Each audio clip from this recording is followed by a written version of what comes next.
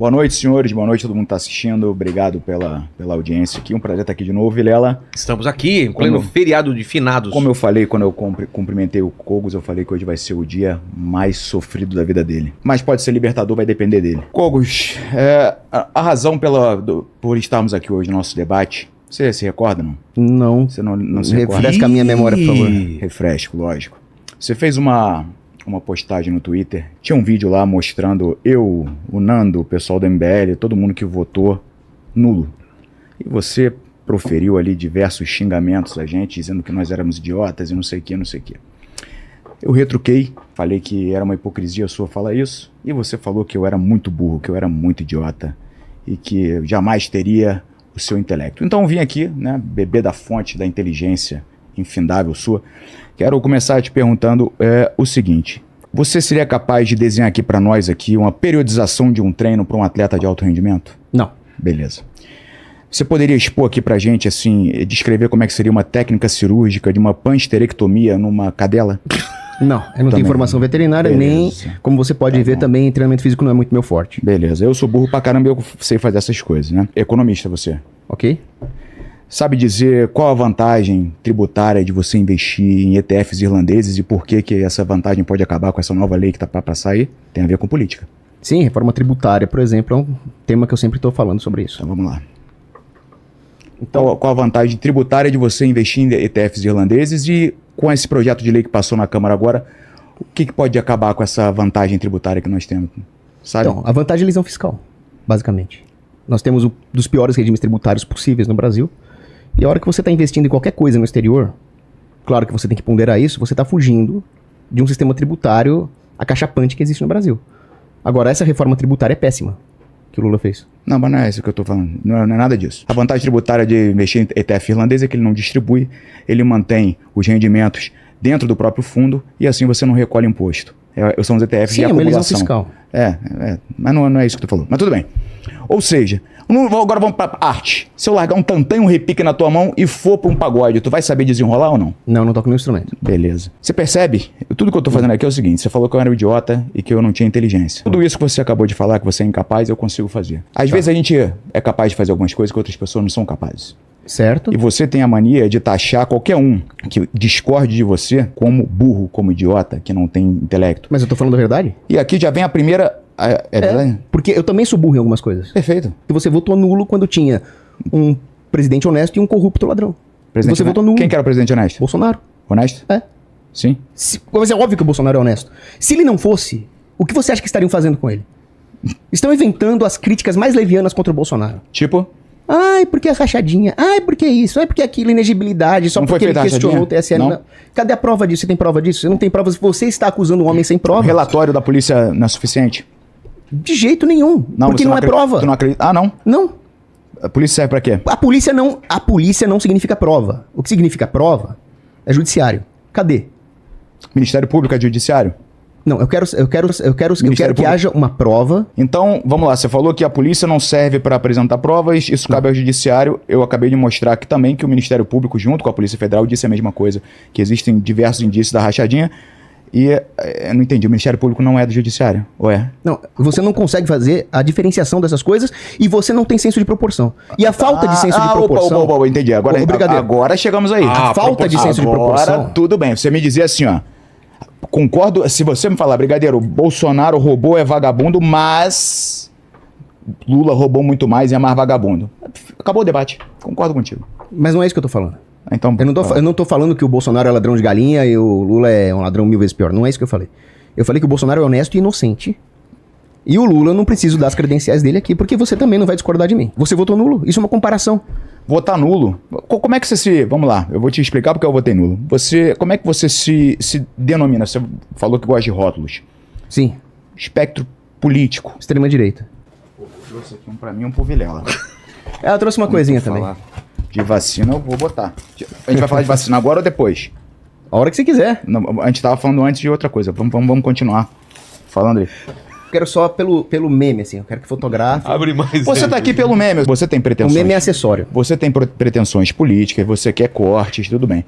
O meu intuito aqui, verdadeiramente, antes da gente retornar ao assunto, ele vem de um estilo de vida que você tá glorificando, E eu percebi isso é perigosíssimo. Porque enquanto você era aquele cara sui generis, engraçado, com uma certa inteligência ainda que, porra, despirocado, e o cara maneirinho que a gente via em vídeo, porra, legal, cara, bacana, legal, tudo certo. A partir do momento que tu começa a glorificar as suas falhas, inclusive de relações interpessoais, e usa a igreja como um escudo para isso, e você começa a ter uma legião de jovens achando legal o lifestyle Paulo Cogos, porra, aí eu me preocupo. Eu falo, não, eu tenho que ir lá pra saber se o Paulo Cogos ele tá fazendo isso por desonestidade ou se o cara precisa de ajuda mesmo.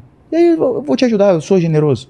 Eu vou te abraçar, vou falar, Paulinho, vou te ensinar a ser um homenzinho de verdade. Você não acha que é no mínimo esquisito e contraditório você taxar todo mundo que resolveu votar nulo e se colocar contra o Estado? Porque, na minha visão, você votar nulo é a maior representação que você dá de que você não está satisfeito com as opções que lhe são apresentadas para te governar. Na minha opinião, você votar nulo é você ser o mais ANCAP que tem. Não tem outra forma de eu expressar mais o meu descontentamento com as opções que me são apresentadas para me governar, para ser uma autoridade que você é contra, né? Essa autoridade, do que fazer isso. E aí você vai e se coloca na posição de falar que quem votou nulo é idiota, é imbecil, é pelego, não é esquisito, não é meio contraditório isso aí? Tá. Eu acho que ele deveria se abster de votar. Opa, eu sou contra essa situação, eu sou contra esse arranjo de Estado que nós temos, logo não vou participar. Mas tudo bem, respeito. Agora, o que é mais doido ainda e mais conflitante na minha visão é ele ainda agredir aqueles que optaram por votar nulo. Que não quiseram participar do sistema. Agora eu vou te fazer uma pergunta. Você sabe o que é uma ideologia? Definição de ideologia? Não precisa ser definição de autor. O que você acha que é uma ideologia? É um estudo de um conjunto de ideias? Não. Uma ideologia é uma idiosincrasia. É quando você coloca uma série de posições acima de uma análise de bom senso da circunstância concreta. Resumindo, um estudo de um conjunto de ideias, como eu falei. Não, realmente, você não é burro pra muita coisa. Então, eu estou sendo discordante de você, cara. Então vamos resolver essa discordância agora. Vamos. E num momento, é por isso que eu tô falando, num momento que a gente vive hoje, cara, esse teu posicionamento odioso com quem discorda de você, presta um desserviço do cacete, porque talvez você não saiba ou talvez você não se importe. Você tem uma legião de jovens que se espelham em você. Cara, tu tem uma responsabilidade do cacete com a vida desse jovem. Eu estou completamente ciente disso. Bolsonaro não tem nada de salvador da pátria, meu filho. Vamos lá.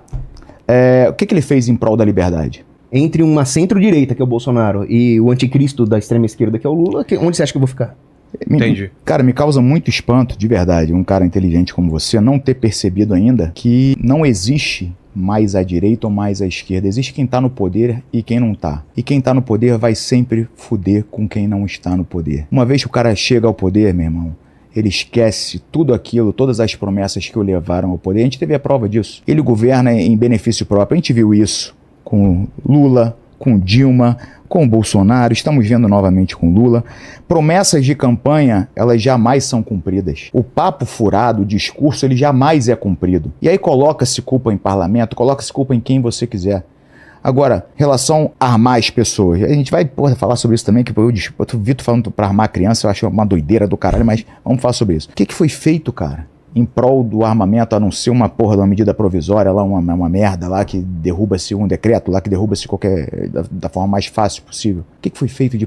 Os CAC mesmo estavam puto pra caramba porque nada andou nesse sentido. Com razão. E é por isso que quando as pessoas me acusam de ser um idólatra do bolsonarismo, é uma acusação falsa também. Por que você o chama de mito, então? De mito? Porque é engraçado. Não, você fala de forma séria. Porque você vai concordar comigo que existem aspectos do Bolsonaro que são mitológicos mesmo. Quais? Existem frases do Bolsonaro que, por si só, têm um valor cultural mitológico numa sociedade contaminada pelo politicamente correto. Tipo? A hora que ele fala, olha só, melhor coisa que tem no Maranhão é o presídio de Pedrinhas, tá ok? Numa sociedade que o pessoal defende bandido, isso é mitológico.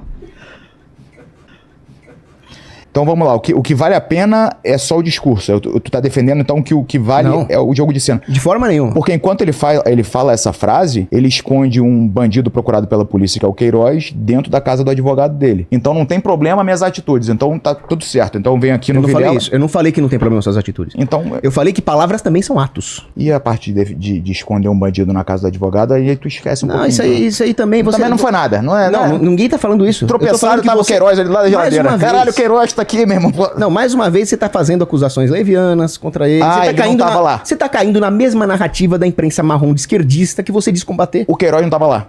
Tava ou não tava? Tava. Ele era ou não era procurado pela polícia? Então, vamos? Alô, Cogos? Não, eu tô te ouvindo. Sim ou não? Na época ali? É. Eu não me lembro, mas eu acho que era. Ah, Tu não lembra, cara? não. Teve uma operação policial na casa do Acef. Uhum. O cara saiu algemado porque ele estava sendo procurado pela polícia. E ele estava escondido há mais de um ano. E Tá tu bom, não então se tá bom, lembra? vamos supor que você tem razão. Não, vamos supor não, eu tenho razão. Porque eu não. Pode ser que você tenha. Tá bom, então você tem razão. Vamos Tá supor, bom, vamos lá. tá? Você acha que numa ditadura comunista, ser preso ou não pela polícia é parâmetro pra alguma coisa? Peraí. Calma. Agora eu vou ter que botar de novo. Calma aí. Na União Soviética, o Solzhenitsyn foi preso pela polícia. Tá. E ele era um homem inocente. Então, o Queiroz é inocente. O Alan dos Santos é procurado pela polícia. O Alan dos Santos é inocente.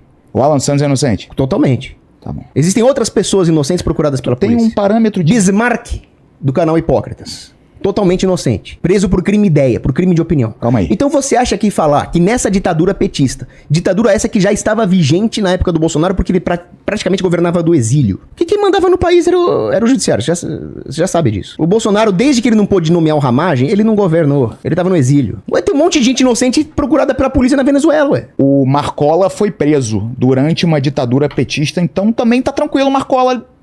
Soltamos o Marcola. Não, nós sabemos o que o Marcola fez. E sabemos o que o Queiroz fez. O que o Queiroz fez? O Queiroz operou um esquema de peculato, de desvio de dinheiro. Simples assim. Fácil. Dinheiro público. O mesmo dinheiro que tu usou no teu fundão eleitoral, que a gente também vai falar sobre isso. Você tá me acusando? Não. É um dinheiro público. O dinheiro é público. O dinheiro que tu usou no fundão eleitoral é público. Sim. O dinheiro que foi desviado via esquema de rachadinha é público. Réus confessos. Eu fui... Do Bolsonaro, eu tô A gente falando. teve algumas pessoas dizendo assim, eu realmente estava lotada no gabinete do Flávio, eu estava lotada no gabinete do Carlos, eu devolvia todo o meu salário. Você conhece algum funcionário, Paulo Cogos, meu querido, que trabalhou durante anos e sacava 80% do salário e devolvia para uma pessoa? Você já viu alguém fazer isso? É um altruísmo do caralho, é ou não é? Eu já vi o Javier Milei fazer isso e não que eu concorde com ele. Sabe por quê? Porque não tem nada a ver com o que eu tô falando. Porque não tem nenhum problema você usar o seu salário. Isso é um esquema criminoso com uso de funcionário fantasma que ao mesmo tempo que assinava o ponto enquanto, olha, eu estou presente aqui, essa pessoa estava dando personal numa academia. Ao mesmo tempo. Então ainda, a não ser que você tenha, né, você fala, não, brigadeiro, tu é tão burro que tu não sabe que já inventaram a clonagem humana que ao mesmo tempo tem um lá. A não ser que seja isso, é crime. E foi operado por Queiroz, e por isso a polícia estava atrás de Queiroz. Queiroz é um criminoso. Queiroz foi preso por ser um criminoso. Eu, como libertário, defendo a liberdade de se fazer apologia a coisas erradas, mas não incitação. Porque incitação você já está sendo praticamente um mandante. Então não importam minhas ações, importam as minhas falas. Não, importam as suas ações. E as suas falas são ações. Então, perfeito. Então, você deveria voltar atrás e se retratar e dizer que realmente essa atitude de Bolsonaro cancela todas as suas falas. Não cancela. Não cancela? Escondeu um criminoso, desde que ele elogie o presídio, tá tranquilo. De forma nenhuma.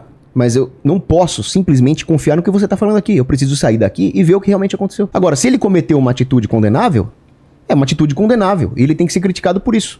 Você precisa ver a imagem que tá amplamente na internet, que você já viu com certeza, da polícia chegando e levando ele algemado. E o Acef falando, nossa, eu não sabia que ele tava aqui em casa há um ano.